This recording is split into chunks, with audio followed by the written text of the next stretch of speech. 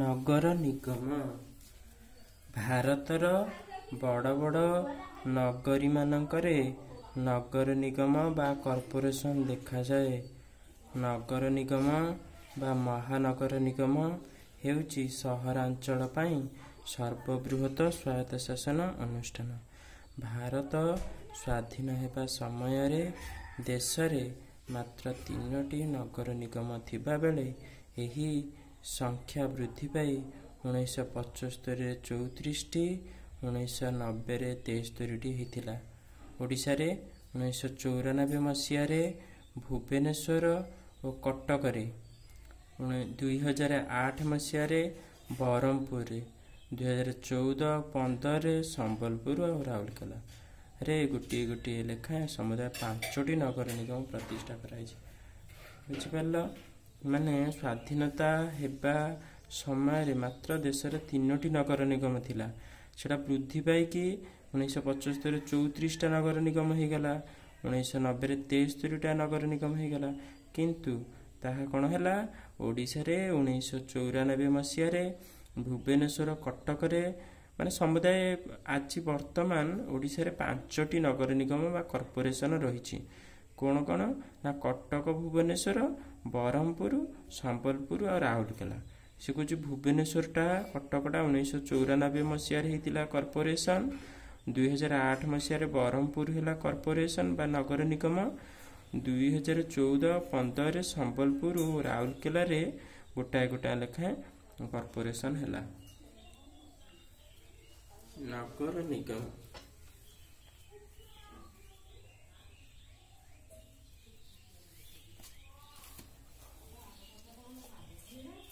ଗଠନ। ନଗର ନିଗମ ଗୁଡ଼ିକର ଗଠନ ଆମେ ପଢ଼ିବା।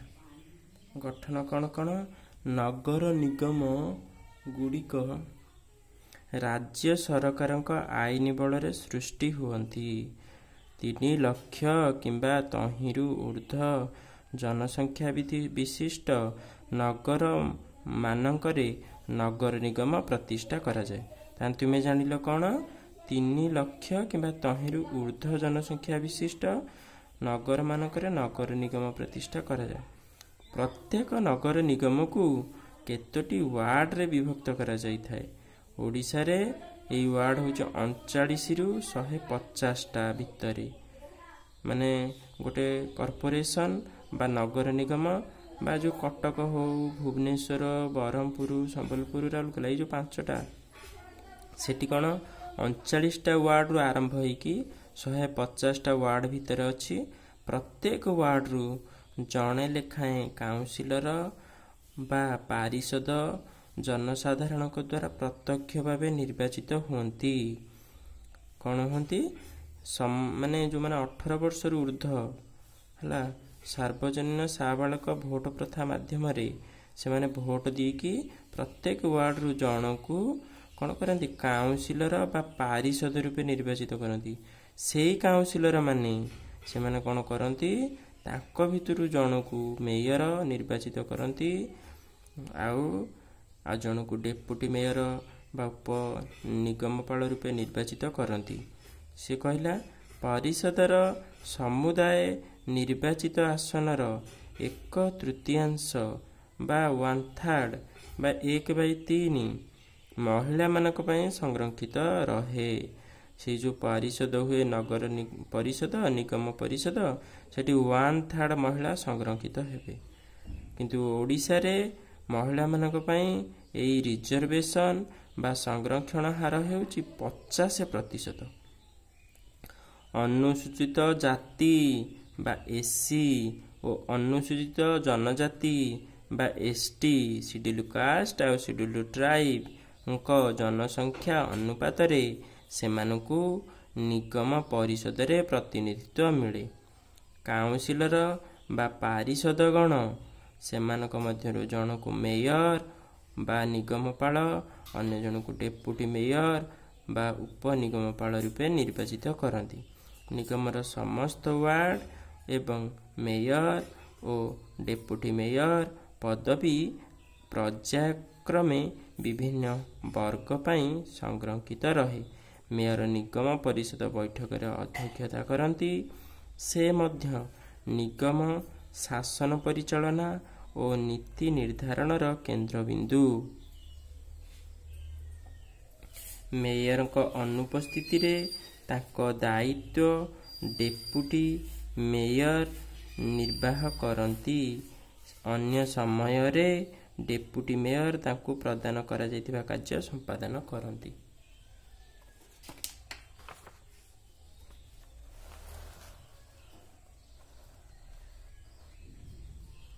तापर आमे कोन पढिबा ना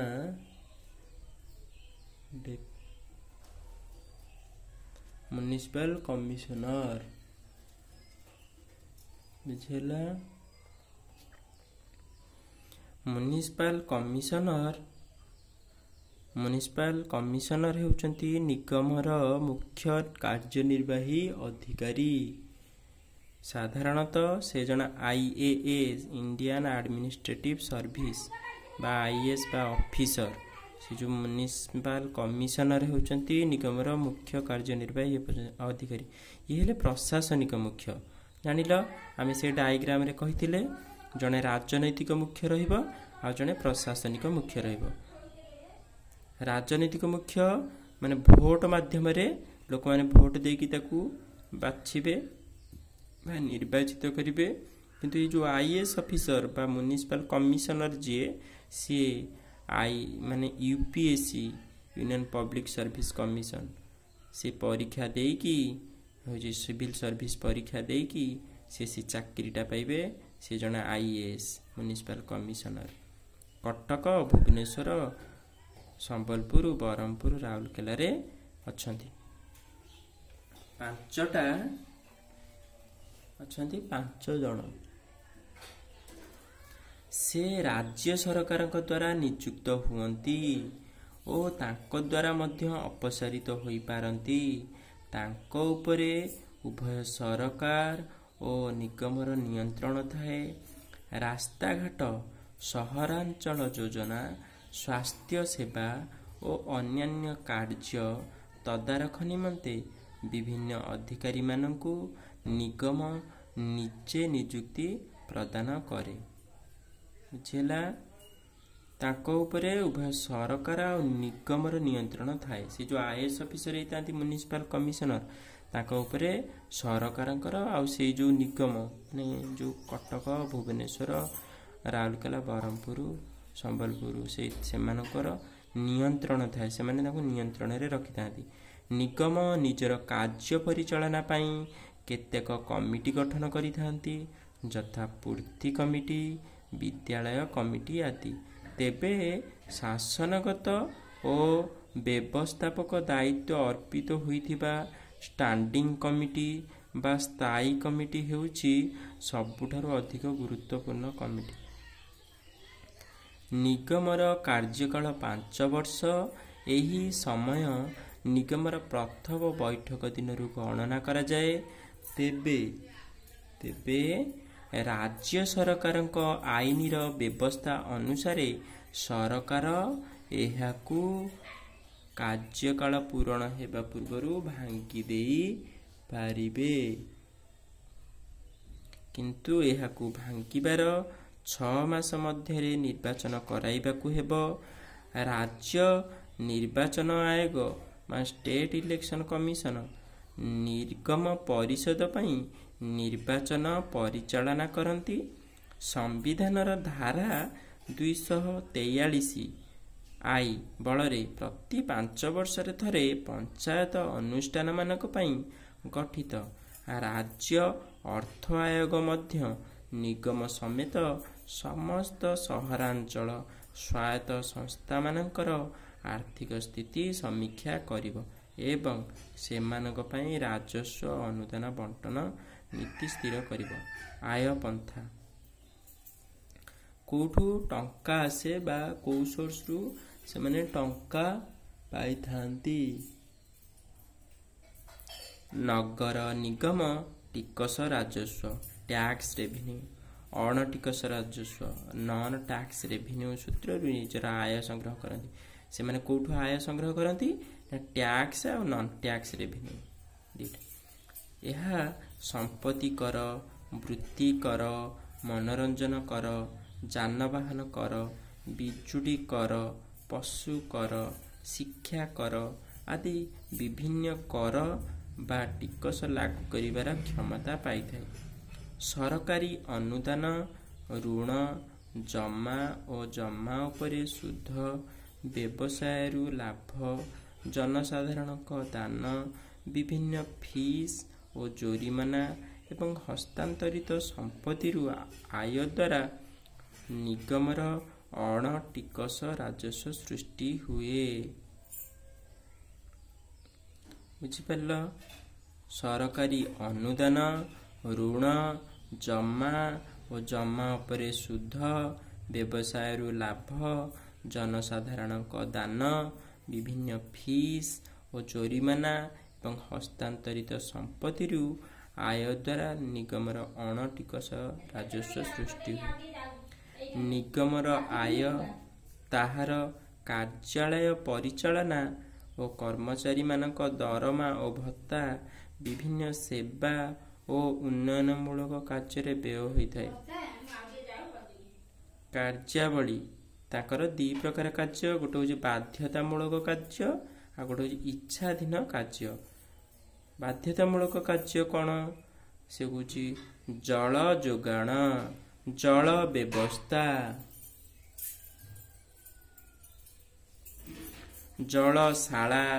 ଜଳଶାଳା ନିର୍ମାଣ ଓ ତାହାର ରକ୍ଷଣାବେକ୍ଷଣ, ବିଜୁଳି ଯୋଗାଣ, ସଡ଼କ ପରିବହନ ସେବା, ସରକାରୀ ବା ସର୍ବସାଧାରଣ ସରଣୀଗୁଡ଼ିକର ନିର୍ମାଣ, ରକ୍ଷଣାବେକ୍ଷଣ, ନାମକରଣ ଓ ସଂଖ୍ୟାଙ୍କନ, ସର୍ବସାଧାରଣ ସରଣୀ ଓ ଅନ୍ୟାନ୍ୟ ସର୍ବସାଧାରଣ ସ୍ଥାନମାନଙ୍କରେ ଆଲୁଅ ଓ ପରିଚ୍ଛନ୍ନ ବ୍ୟବସ୍ଥା, ନାଳ ଓ ନର୍ଦ୍ଦମା ନିର୍ମାଣ, ରକ୍ଷଣାବେକ୍ଷଣ ଓ ପରିଚ୍ଛନ୍ନତା, ସର୍ବସାଧାରଣ ରାସ୍ତା ଓ ସ୍ଥାନମାନଙ୍କରୁ ପ୍ରତିବନ୍ଧକ ଅପସାରଣ, ଡାକ୍ତରଖାନା ପ୍ରତିଷ୍ଠା, ରକ୍ଷଣାବେକ୍ଷଣ ଓ ରୋଗ ନିବାରଣ ବ୍ୟବସ୍ଥା।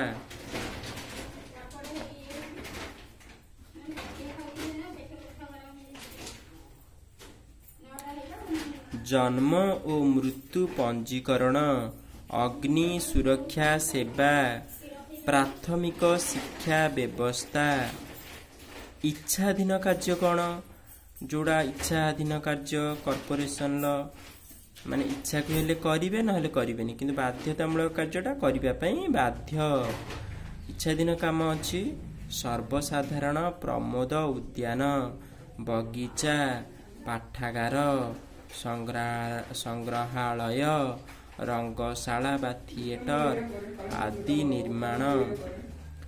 ବୃକ୍ଷରୋପଣ, ନିରାଶ୍ରୟ ଓ ଅକ୍ଷମ ବ୍ୟକ୍ତିଙ୍କୁ ସାହାଯ୍ୟ, ବିବାହ ପଞ୍ଜୀକରଣ, ମେଳା ଓ ପ୍ରଦର୍ଶନୀ ଆୟୋଜନ, ପରିଚାଳନା, ସର୍ବସାଧାରଣ ଗୃହ ବ୍ୟବସ୍ଥା, ମାଲିକହୀନ କୁକୁର ଓ ଅନ୍ୟାନ୍ୟ ପଶୁଙ୍କୁ ଅଟକ ଓ ହତ୍ୟା। ଏଗୁଡ଼ା ହେଉଛି ତାଙ୍କର ଇଚ୍ଛାଧୀନ କାର୍ଯ୍ୟ। ତାପରେ ଆମେ ପଢ଼ିବା ନଗରପାଳିକା ବା ମ୍ୟୁନିସିପାଲିଟି ବା ପୌରପାଳିକା। ଅପେକ୍ଷାକୃତ କ୍ଷୁଦ୍ର ତଥା ମଧ୍ୟମ ବର୍ଗର ସହରାଞ୍ଚଳ ନିମନ୍ତେ ଥିବା ସ୍ୱାୟତ୍ତ ଶାସନ ଅନୁଷ୍ଠାନକୁ ନଗରପାଳିକା, ପୌରପାଳିକା କିମ୍ବା ମ୍ୟୁନିସିପାଲିଟି କୁହାଯାଏ। ଏ ହେଉଛି ମଧ୍ୟମ ବର୍ଗର ସହରାଞ୍ଚଳ ହେଲା।